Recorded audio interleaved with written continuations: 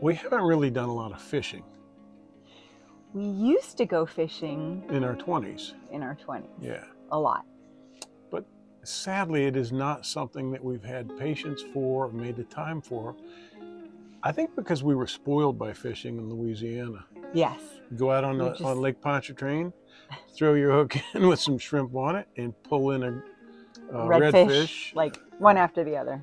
Big redfish and drum. Flounder. And, yeah, all kinds of good fish. Yeah. But your dad has been an avid fisherman for some 70 years. Fly fisherman. Yes. Mostly. He's really good at it. Used to own a fly shop. A fly shop in Montana. An outfitter. His brother then owned it and ran it for many years. Yeah. It was originally R.J. Kane. I think we talk about that in the video. Yes. And then it became the Bozeman Angler. The Bozeman Angler. Yeah.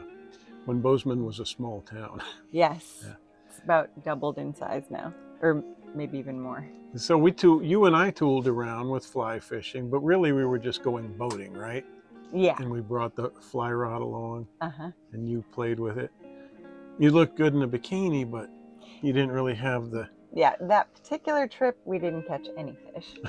We have caught fish on a fly rod in the mountains, you know, within the last 10 years or so, but we just don't do it enough to really know, like to get good at it and really know. Well, anyway, I'm glad that your dad, Papa, was able to come visit, and we need to visit him more often, and we need to spend time learning to fish. I mean, that's such a resource. This guy's been doing it all his life. He's been around the world doing it, and he lives in Montana, so we need to go out there. He spent a little time with us out on the dock, and we've got some video to show you. And unfortunately, we didn't have any good gear for him to set an example.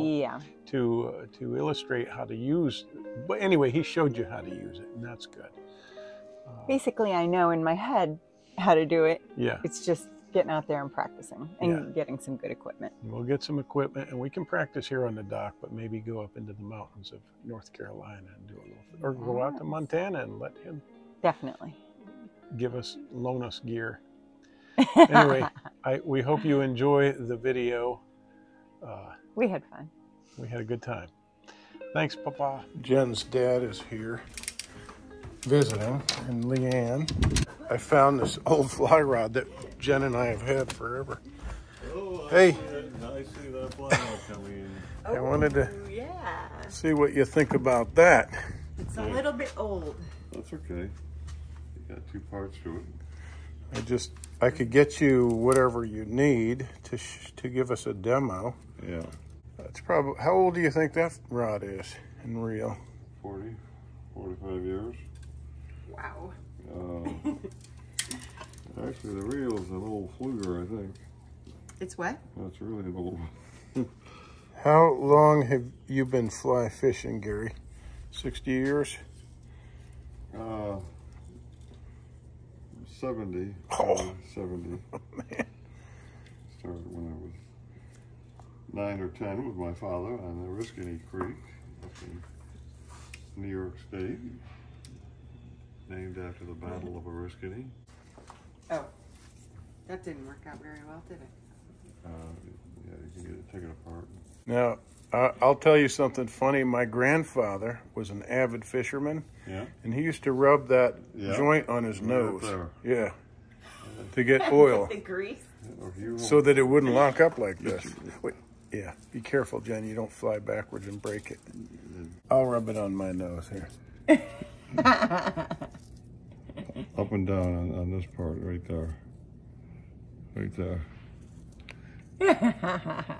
Stick it in there. And if not, get it good. Just a touch of anything else, Vaseline. Okay. Do we need to put a fly on it or something? No.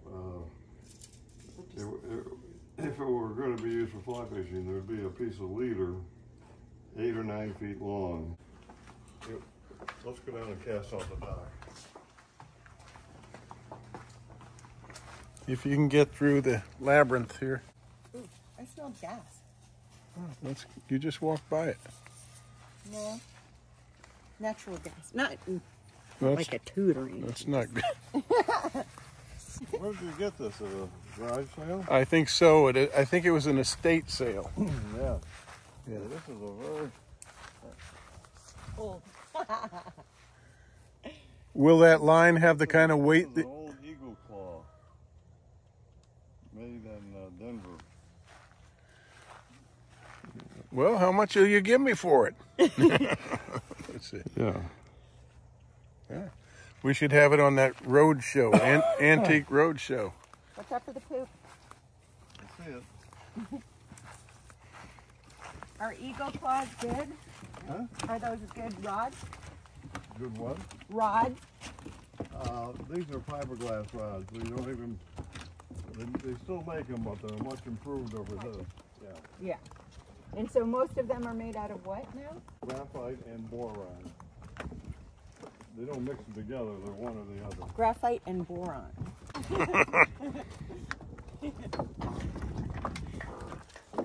Water. Classic. That's pretty stiff line. Well, the line has not been cast in 35 years, so it's it's got a memory, as they say. That's tight. That's what we say. Well,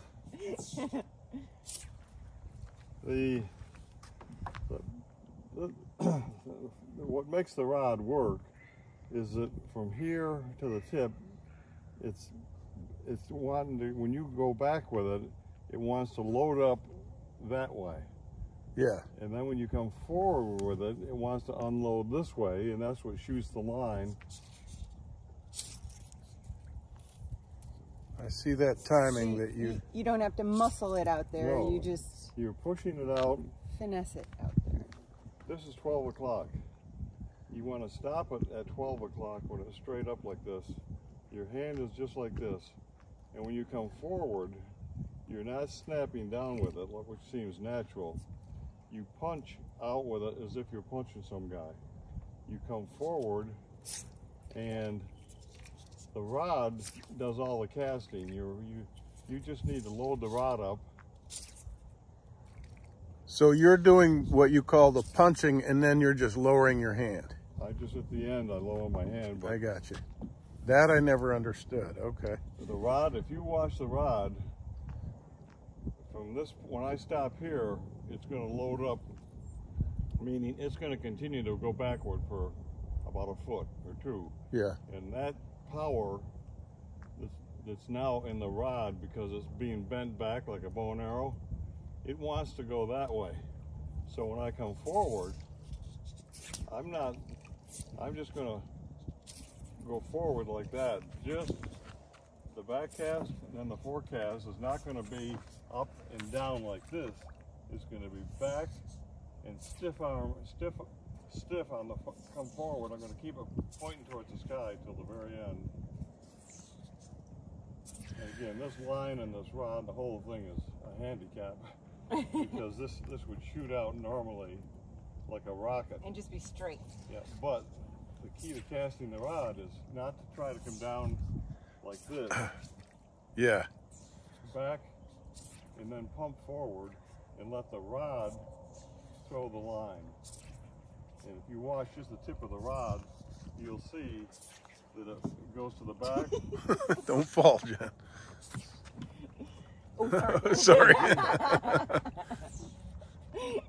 So the whole deal in casting is stopping at 12 o'clock and coming forward with a push rather than snapping your wrist. Wait for it to get back. Yeah, And then the apple would fly off.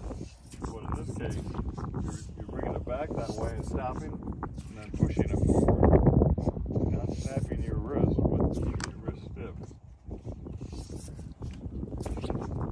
And the bend in the rod, and this thing is what's throwing the line out there.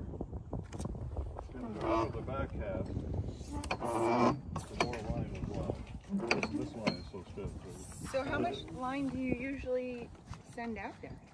Oh, 30 feet, 40 feet. How much is out there now?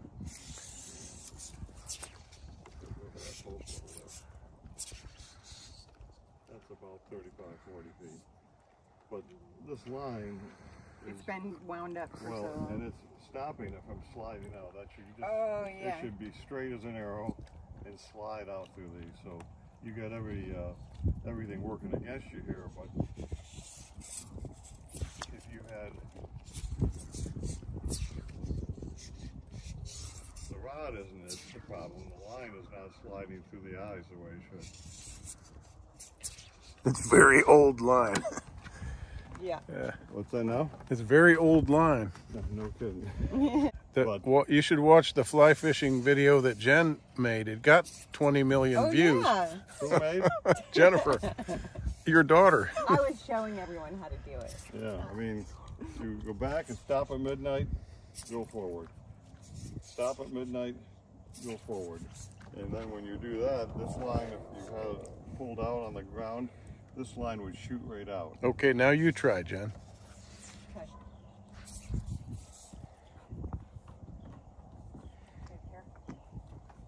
I'm going to be picking you up out of the drink. Yeah, just... You hold it with this hand. Yep. The first thing is the back cast. Pull the line and let it fall way down on the ground. You're going to hold on to it. That's good. Now, just pretend you're... That's it. Okay. That...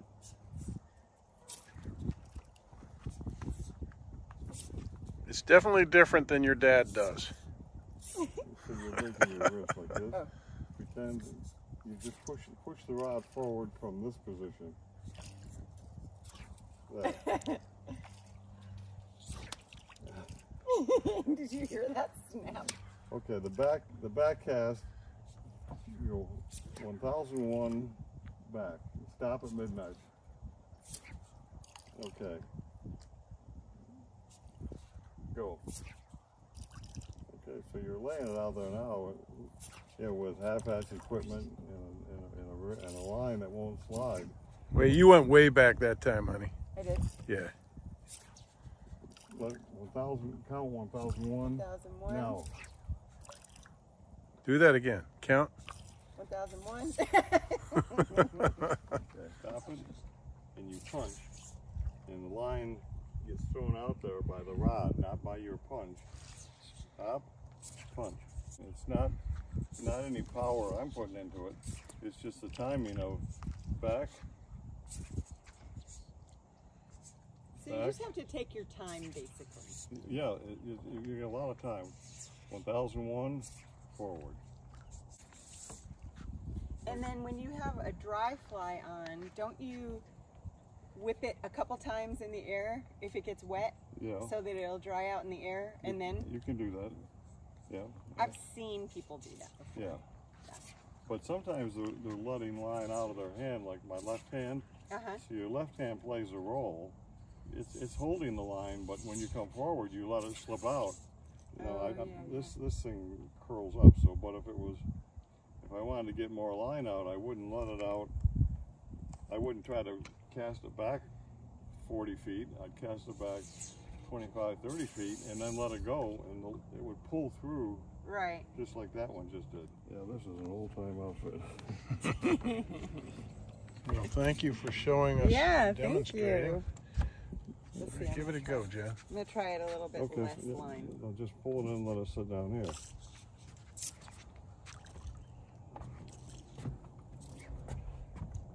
There, that was pretty good. Yeah, and you can tell, let the back, give it a second to get back there. Now forward.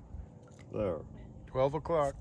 Stop. There you go, forward. And wait a little bit when you come to 12. Bend your elbow, yeah. Hold the rod up like this, but when you're coming back, that rod should be up there like that, and you should just have to go here and forward. Just that much. But keep the rod like that. See what I mean? Don't make it so that rod has to stay up, and you're punching somebody.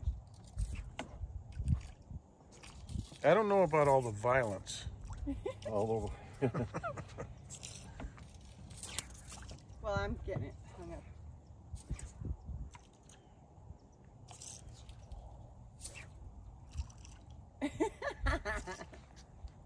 Well, you did it there. You did it perfect that time. So Jen, I can watch the top and know how you're going to do it. When did 12 o'clock forward.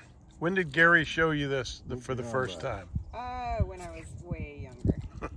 9? Teenager? But it's just been so many years that I haven't done it. Yeah. With that one would have caught me in the face coming forward. Yeah. There. Stop. Okay. Not doing the punching thing right. You're going too fast. Go back, go forward. No, you got too much line out. Just bring some in, let it fall way down. Oh, like this. Hold it in your other hand. Put some under the finger. All right, there like you go. that? There you go. Now you're working it, and you can let some go out every time. You'll feel a tug.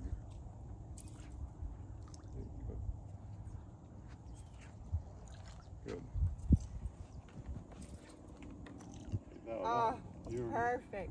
You've got it down. So Jen. the next step would be to go back and watch it go back with your. Just turn your head right around and watch it go back, and see. You'll see when it straightens out. Forward. I'm surprised you haven't caught a fish. I did really well there. And you'll see that Yep. the rod will load up, and you'll watch it go back, and then come forward.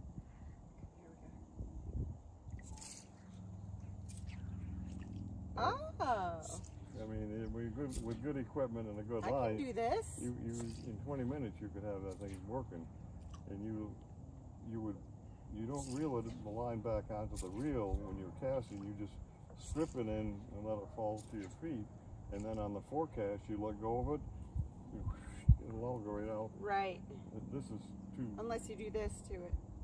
Well, this every bend in that is putting the brakes on. So Yeah. It's not, But we surely get the idea anyway, Yeah. though. Yeah. That's very cool. With a little bit of practice. Oh yeah, that's 10 minutes. And with good equipment, you couldn't help but do it right, because it's back cast 1001. As it's straightening out, you're coming forward, and that rod is bending back like that, and then it's tossing it. Yeah. There we go. There we go. So you've seen the evolution of fly fishing from the 50s, late 50s, Garry? Yep. Mid 40s. Mid 40s. Wow. Look at that. It's going straight out there. Yeah. Hold it straight up. When you come back. Keep Garry had a fly fishing store. What was the store you had in Bozeman, and then Rod and Pam had? R.J. Kane, and then the Bozeman Angler. The Bozeman Angler. That was when Bozeman was a small town of 20,000 people. When we moved there. Now it's a small town of 53,000 people. Still tiny. And growing. Bozeman, Montana. I remember you gave me an R.J. Kane fleece vest. I love that. Oh yeah. And an R.J. Kane hat. We still have those.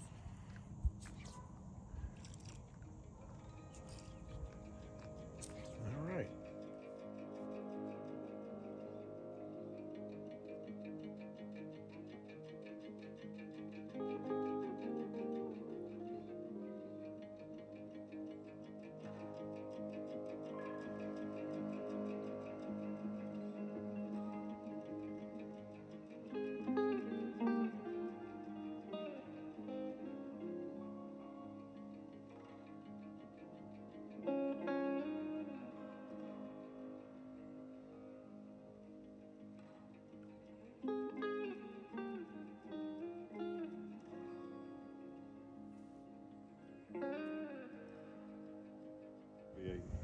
Have a matching line on it, but it would be much easier to bend than this.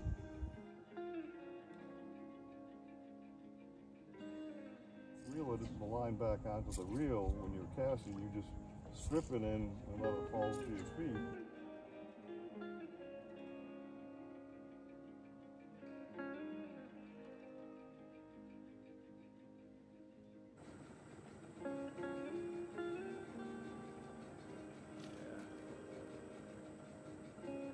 Trying to talk Missy into tying off right here and doing a little fishing, and She says. Let's just go. It was just a water snake, honey. The non-snaky part.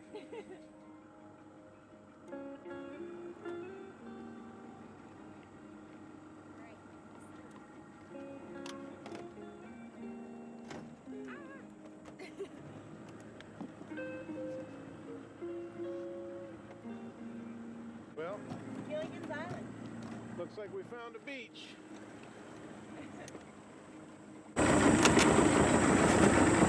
I dumped.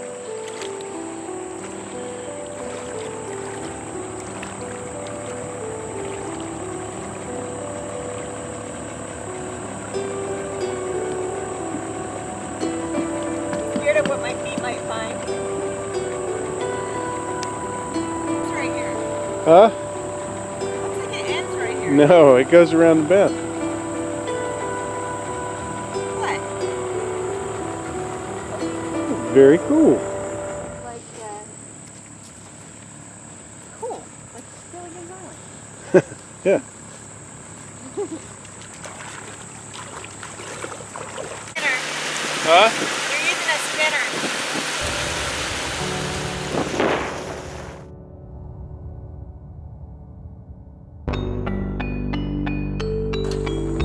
Here comes Farmer. Backing the trailer down.